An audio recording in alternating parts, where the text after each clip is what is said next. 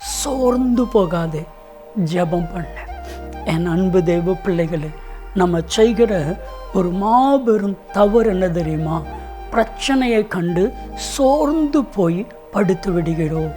எப்பொழுதெல்லாம் பிரச்சனை வருமோ அப்பொழுது சோர்ந்து போகாமல் நீங்கள் ஜெபம் பண்ணுங்க. நிச்சயமாக ஆண்டவர் உங்களை ஆசீர்வதிப்பார். லூக்கா 18வது அதிகாரம் 1-8 வரைக்கும் கர்த்தராகிய இயேசு கிறிஸ்து அழகான ஒரு உவமையை சொன்னார். அநீதியான ஒரு நியாயாதிபதி, மனிதனை மதிக்காத ஒரு நியாயாதிபதி, தேவனுக்கு பயப்படாத ஒரு நியாயாதிபதி. அந்த நியாயாதிபதி இடத்துல ஒரு விதவை சோர்ந்து போகாமல் போய் பிரார்த்தனை பண்ணி கொண்டே இருக்கிறார். அந்த அநீதியான நியாயாதிபதியே நியாயம் செய்தான்.